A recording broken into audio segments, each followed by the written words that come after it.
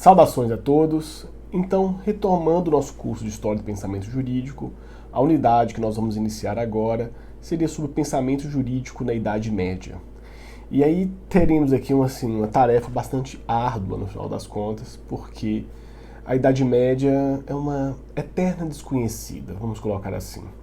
Porque as impressões que nos são passadas, por exemplo, na formação básica educacional, limitam um pouco a própria compreensão da pluralidade de ideias, por um lado, e a complexidade de toda uma tradição filosófica dentro do que nós chamamos muito genericamente enquanto Idade Média.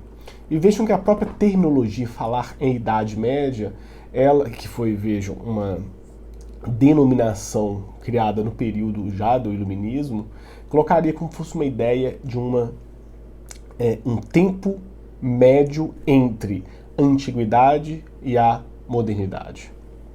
E é lógico que todas essas delimitações temporais, elas partem de certos marcos, alguns deles são um pouco arbitrários, outros com alguma tentativa de justificativa, mas no geral eles representam generalizações de fenômenos extremamente complexos. Então a minha ideia inicial nessa aula aqui é dar um panorama para poder quebrar um pouco algumas pré-compreensões, caso elas existam, em relação ao que foi a Idade Média no plano filosófico. Outra coisa é no plano econômico, no plano religioso, que vai se relacionar em vários aspectos com a questão filosófica, mas realmente tentar ver por uma outra luz, não a das trevas, como muitas vezes referida à Idade Média, mas como vamos dizer, um movimento distinto em relação à tradição ocidental. E essa que talvez é a grande tônica que eu quero trazer para vocês, e eu coloquei desde as primeiras aulas. Tentar ver o caminhar do desenvolvimento do direito ocidental pelas vias que constituem o que nós chamamos hoje de direito ocidental. Então, aquela velha discussão que nós tivemos lá, uma das primeiras aulas sobre o que é o Ocidente, nós encontramos em especial aqui no que chamamos genericamente como Idade Média, um dos marcos. Se o Ocidente é greco-romano-cristão, greco-romano-judaico-cristão, certamente no cristianismo nós vamos encontrar dos pilares para se falar da tradição ocidental. É lógico que nós vamos ter assim, aqui uma série de saltos, de certo modo, pela distância temporal que nós teríamos que percorrer.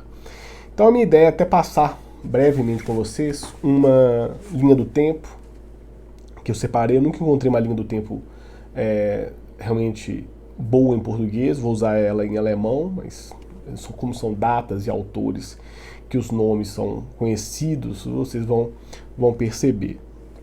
Então, de antemão, eu quero só fazer um destaque. Quando a gente fala de pensamento jurídico na Idade Média, o nosso recorte vai acabar sendo para o cristianismo. Mas haveria toda uma recepção própria da filosofia antiga, e isso que talvez seja um ponto importante desde já, os modos de recepção do pensamento antigo, greco-romano, em tradições diversas. E isso está relacionado às tradições religiosas dos três grandes monoteísmos. Ao seu modo, a tradição grega foi lida pelo cristianismo, pelo judaísmo e pelo islamismo.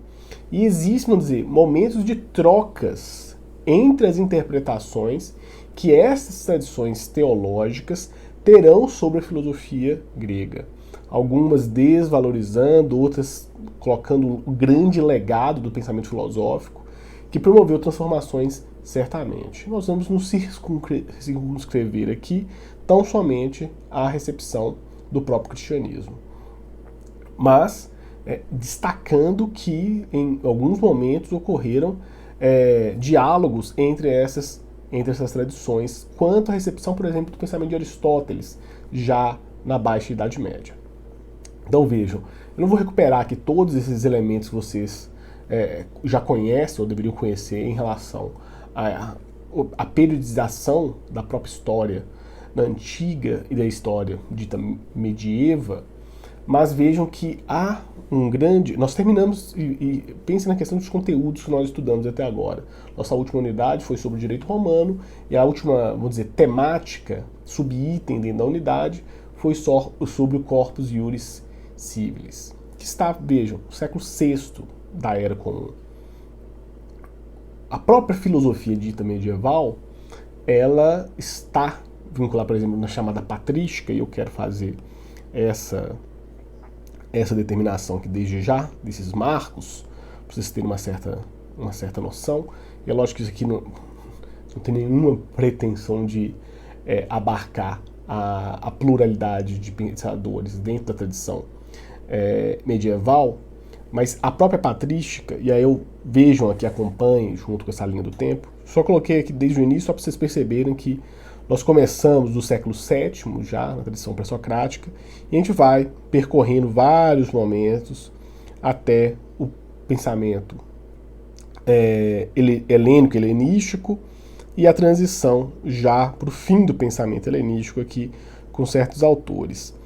O que é interessante notar é um certo período que a gente chama de antiguidade tardia, ou de pensamento filosófico da antiguidade tardia. Se vocês voltarem lá na aula sobre períodos da filosofia grega, vai ter exatamente uma parte que faça essa menção a essa filosofia antiga tardia, que é principalmente na convivência com as escolas helenísticas, mas já numa certa recepção de tradições novas, como tradições místicas, e em especial já da tradição do cristianismo. E aí é um ponto interessante, eu aumento um pouco aqui a tabela para vocês perceberem, esse período aqui do neoplatonismo, que a principal figura vai ser Plotino, que está no século III da nossa era já.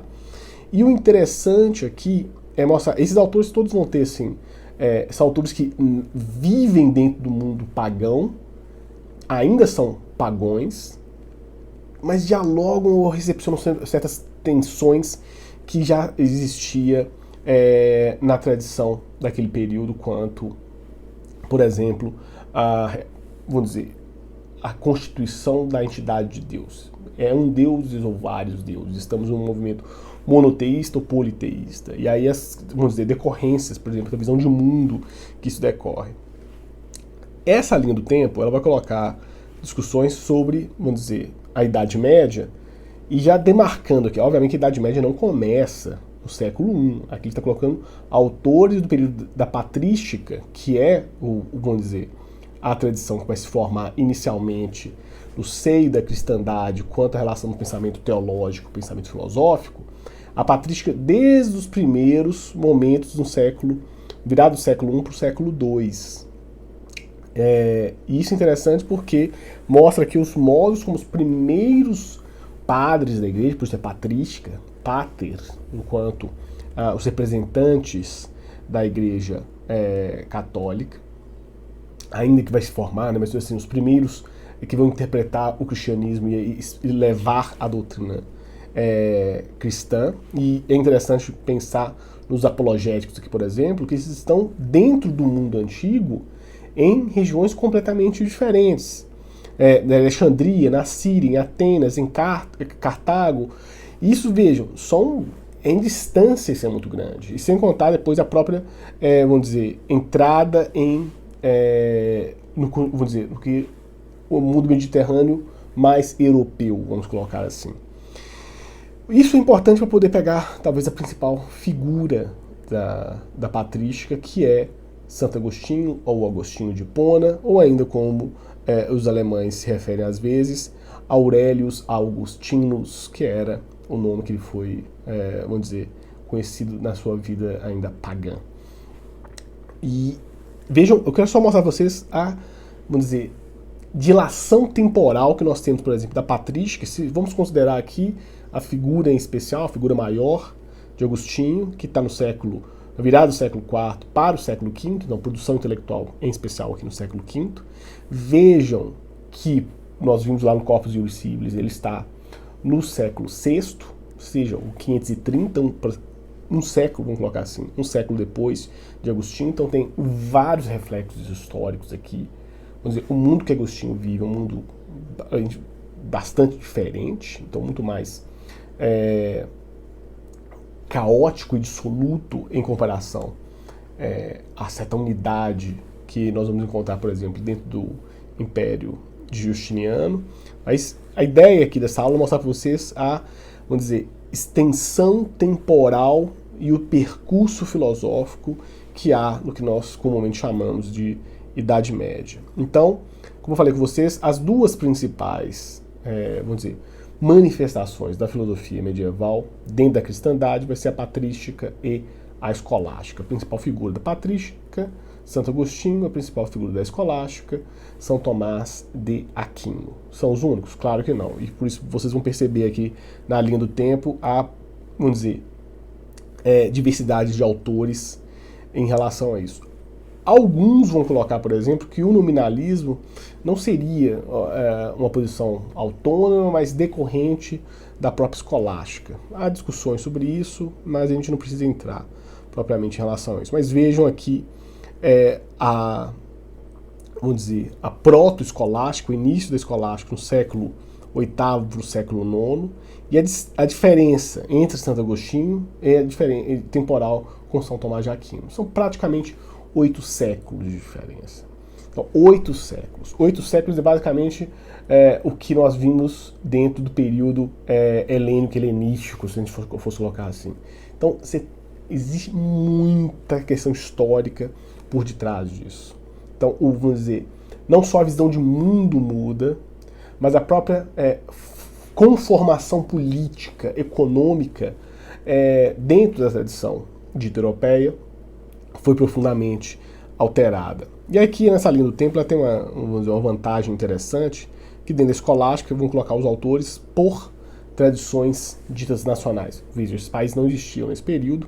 A Inglaterra já começava a se fixar, né, mas não propriamente enquanto um reino autônomo, mas há uma separação do que nós hoje identificamos quanto essas nações, a separação entre a Alemanha, Inglaterra, França, Itália, a autoescolástica com autores, e é interessante, isso é muito interessante, porque os autores transitam dentro da Europa, e isso já mostra um intercâmbio de ideias que é muito, vamos dizer, peculiar no final das contas. Você tem uma certa tentativa de centralização política local, mas no plano intelectual, e isso devido a, vamos dizer, a rede de poder que a Igreja constitui na Alta Idade Média, possibilitou que autores e vamos dizer, monges, acima de tudo, transitassem dentro da Europa de longas distâncias para estudar, para produzir, para poder, ou serviços assim mais comuns como dos copistas, só para vocês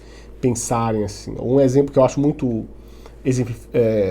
peculiar aqui seria do próprio Guilherme de Ockham, que é um dos autores colocados dentro do nominalismo e aqui nessa linha do tempo como escolástica tardia. O Ockham nasceu na Inglaterra, mas foi, por exemplo, produzir grande parte por questões biográficas, até contra o papado. Ele foi morar na Alemanha, sob proteção de Luís da Baviera, que era, então, imperador do Sacro Império Romano Germânico, e morreu, por exemplo, em Munique. Então, vejam, vamos dizer, há uma grande distância entre a Inglaterra e a Alemanha, ainda mais se pensarmos dentro do século, virado do século XIII para o século XIV. Então, só para vocês terem algumas percepções quanto a isso. E aí você vai ter autores que, por exemplo, são pouquíssimos estudados no direito, então têm relevância no plano da ética, que seriam tipo autores independentes dentro da tradição medieval, como o caso de Raimundo Lúlio, que é um autor de produção espanhola. Ele nasceu no que nós hoje conhecemos como Espanha, e produziu uma filosofia de recuperação de temas clássicos, não influenciado diretamente assim, em todos os seus aspectos, mas com uma tentativa de originalidade a partir de temas clássicos, na tradição espanhola, por exemplo, só para vocês perceberem, vamos dizer, como você tem uma pluralidade nacional nessa produção. E ainda tradições que nós nem sequer vamos tocar, como é o caso da mística e do próprio neoplatonismo, com a figura maior, que que talvez influencie grande parte dos autores no século XX que vão estudar filosofia medieval, que é com Nicolau de Cusa, que é um dos, vamos dizer, grandes autores da filosofia medieval. Só para vocês terem aqui uma ideia de, vamos dizer, quantos autores e quantas tradições, nem todas, por exemplo, aqui, junto da escolástica tardia, poderia ter colocado a figura de Marcílio de Pádua. Alguns colocam ele na escolástica tardia, porque ele é até contemporâneo de Guilherme de Ockham, e residem quase que contemporaneamente sob a égide de Luís da Baviera, mas muitos colocam ele também já com um certo início, por exemplo, do humanismo, que é uma outra tradição que nós esperamos chegar oportunamente. Vou só mostrar para vocês aqui, que aí vamos dizer, a continuidade dessa linha do tempo, que já vai trabalhar o humanismo e o renascimento numa outra abordagem aqui. Marcílio Ficino não é o Marcílio de Pádua, é um outro autor, só para quem bateu o olho aqui e percebeu, mas por exemplo, Marcílio de Pádua não está aqui, que é um dos autores para a filosofia política, e alguns assim o colocam em grande estima para uma oposição à hegemonia do papado e, acima de tudo, uma tentativa de uma argumentação mais democrática, com todas as aspas aqui, porque é muito mais uma teoria ascendente do poder, né? De baixo para cima em vez de cima para baixo, que é a visão, vamos dizer, do poder papal dentro da Idade Média. Então, vamos dizer, tem uma série de questões assim que são, vamos dizer, praticamente impossíveis de serem tratadas num curso tão exíguo como é o nosso de História do Pensamento Jurídico. Mas só para dar para vocês uma noção assim bem ampla, vamos dizer, de certos horizontes quanto ao pensamento da Idade Média. E aí nós vamos centrar principalmente, como falei para vocês aqui, e aí eu já retiro a linha do tempo, quantas figuras, principalmente, da patrística, da escolástica. O nominalismo, vamos dizer, por mais interessante que seja, talvez o mais impactante para tradições, por exemplo, da filosofia política, com ecos até na filosofia contemporânea, não seria interessante ser trabalhado agora. A gente tem, por exemplo, só título ilustrativo para quem se interessar. Tem muito mais de filosofia política, por exemplo. A recepção do nominalismo em Hobbes. Como Hobbes tem várias questões dentro do Leviatã, acima de tudo, em relação ao Estado, que decorrem de vamos dizer, abordagens nominalistas. Isso vai ser discutido, por exemplo, lá no século XX, pelo próprio Carl Schmitt, na recepção de Hobbes. Só para dar, vamos dizer, uma breve teia de como se relaciona o nominalismo, por exemplo. Mas as duas grandes figuras e posições dentro da filosofia medieval seria da patrística e da escolástica. Então, e relembro vocês que nós não tem toda uma tradição dentro do judaísmo e do islamismo na recepção da filosofia antiga, e faz muito parte, vamos dizer, de um estudo muito mais global da trajetória filosófica, como essas tradições desenvolvem. Ok? Então, essa primeira abordagem aqui é só para poder mostrar esses grandes movimentos. E aí eu quero caminhar um pouquinho aqui para vocês perceberem até em questão de contexto histórico-político aqui. Como nós vimos a cisão do Império Romano e das ruínas do Império Romano, nós vamos ter assim, uma série de tentativas de transformação.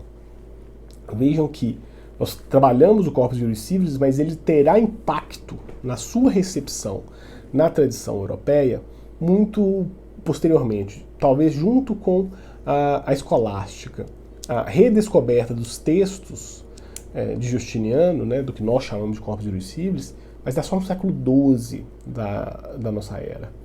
Então, junto com todo um movimento de que é até interessante porque antecede um pouco o próprio fechamento que a peste negra terá no contexto europeu, mas no século XII para o início do século XIII, a gente vai ter assim, uma série de transformações na Europa de trânsito de ideias de pessoas, que vai até, de certa forma, isso vai impactar nessa transformação técnica no desenvolvimento e na possibilidade da criação das próprias universidades. As primeiras universidades vão remontar exatamente a esse período, início, vamos dizer, auge da escolástica e, acima de tudo aqui, esse trânsito de ideias. As primeiras universidades, se eu pensar, por exemplo, em Bolonha, em Oxford, na própria Universidade de Paris, todas elas estão ali, principalmente no século XI para o século XII. Não são 1000 anos de tradição universitária, se for pensar.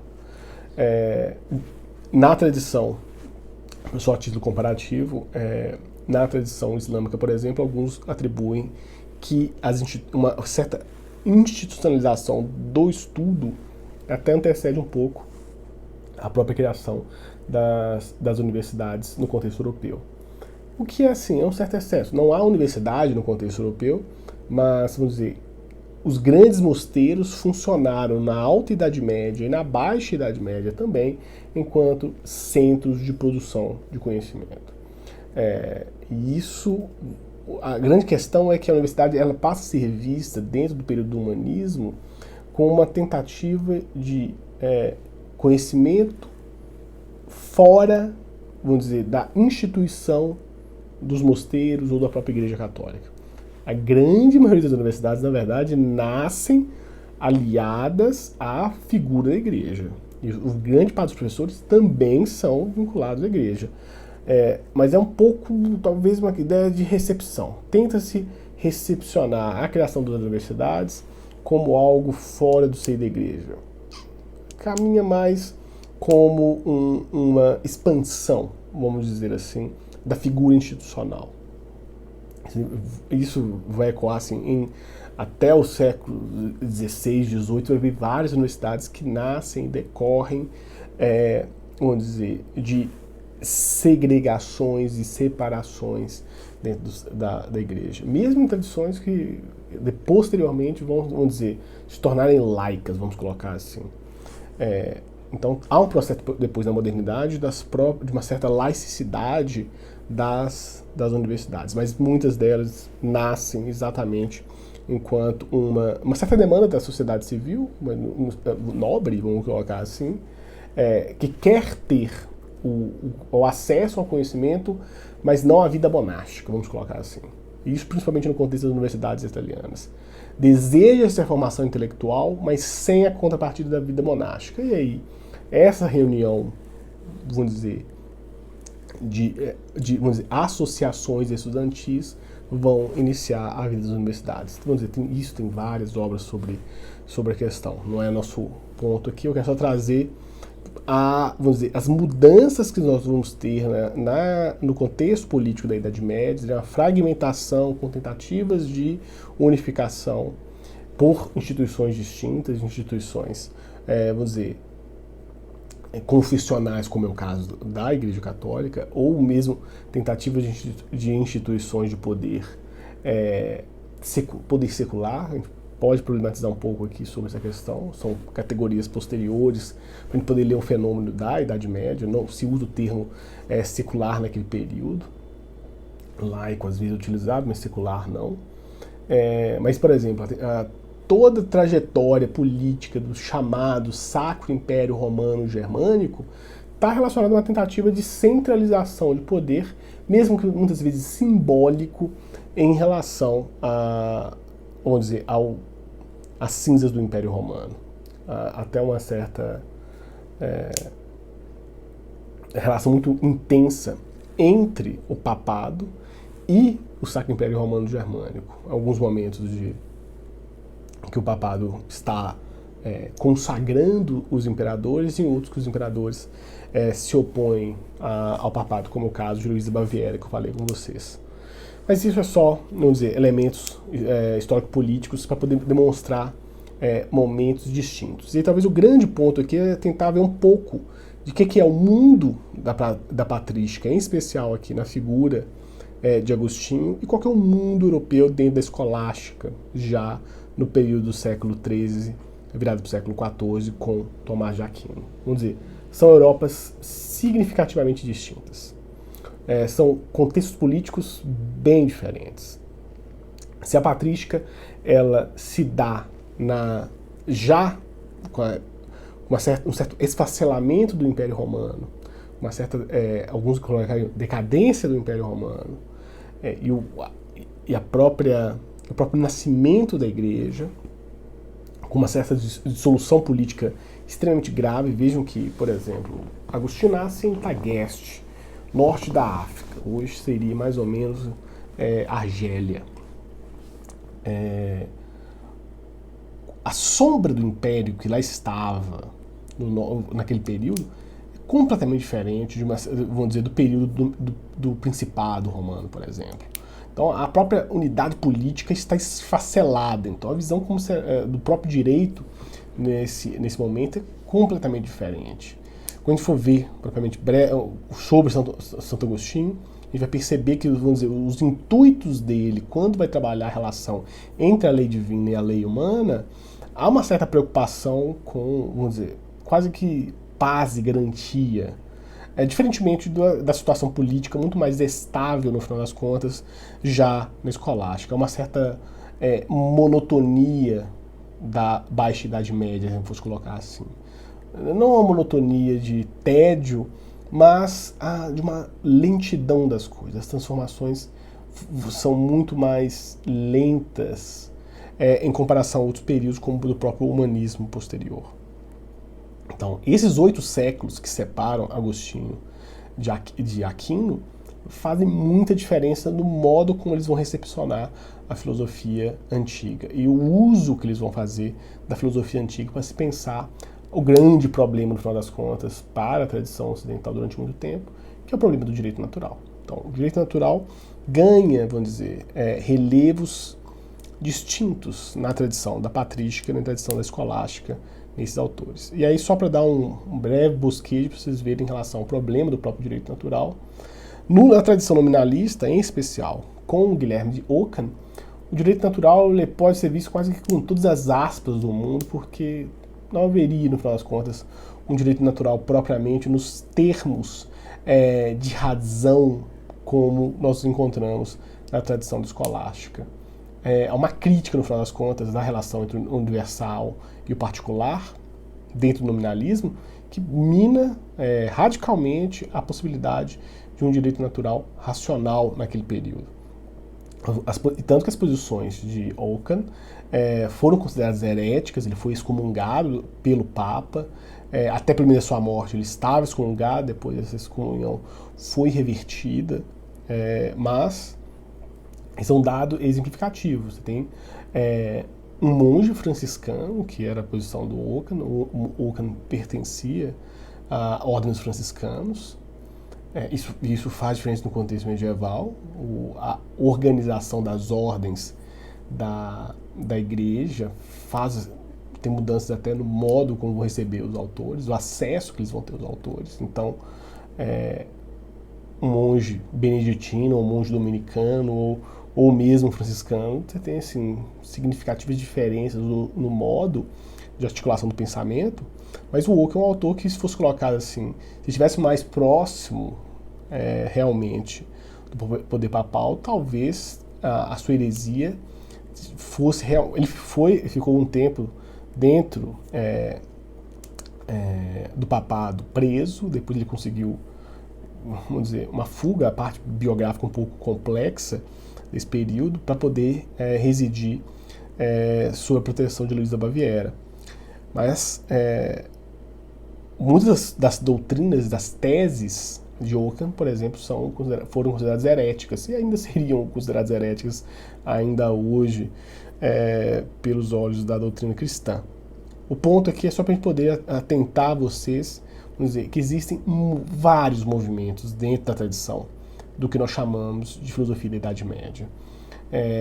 E essa, vamos dizer, pluralidade, ela tem que ser vista assim como bastante específica e importante para a formação da tradição ocidental, porque a transição do medievo para o que nós chamamos comumente de Idade Moderna muitas vezes não significa uma superação da filosofia, por exemplo, da tradição escolástica, mas uma certa renovação, continuidade. De certo modo, a tradição escolástica ela vai permanecer presente ainda no século XV, no século XVI, até no século XVII. No caso do Brasil, só um adendo, a tradição escolástica foi tão forte que, no final das contas, ela permanece no Brasil até o início do século XX. A própria formação das universidades do Brasil, ao nascerem a partir, por exemplo, de conventos beneditinos, há um peso muito forte da tradição escolástica, mas pela via, vamos dizer assim, colocando, dos jesuítas, em especial por uma outra leitura, né, que é a ordem talvez mais presente na tradição brasileira, e essas leituras principalmente o quê? De São Tomás de Aquino. O tomismo e o neotomismo no Brasil, no século XIX para o século XX, foi ainda uma tradição forte. A gente vai ter, vamos dizer, oposições no século XIX, muito na segunda metade, né, com o positivismo, com o culturalismo da Escola do Recife. Então, são outras posições. Mas veja, a gente vai ter, assim, tem relatos, por exemplo, do próprio Miguel Reale, na formação dele na USP, na década de 40, veja, final da década de 30, né, ainda na década de 30, que ele forma em 33, da presença muito forte do neotomismo na tradição uspiana, só para dar um exemplo assim, mais próximo. Mas isso seria, vamos dizer, um certo panorama que a gente tem que ter assim, como horizonte e talvez tirar um pouco as vestes de um certo preconceito que possa existir em relação à Idade Média. Então vejam, o grande intuito dessa aula introdutória foi só apresentar alguns panoramas para vocês em relação ao direito medieval e para poder depois adentrar nos pontos que eu falei com vocês que são os mais importantes. Principalmente a figura de Agostinho de Hipona e Tomás de Aquino, em especial quanto ao problema das ordens jurídicas, ou da ordem jurídica, e o próprio problema da justiça. E esse talvez vai ser assim, nosso grande esforço nessa unidade 5, para podermos entender um pouco daquilo que depois será recepcionado na modernidade quanto ao problema do direito natural.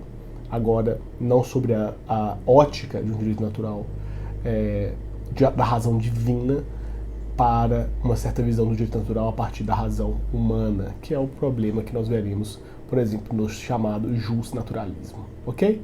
Então, até breve.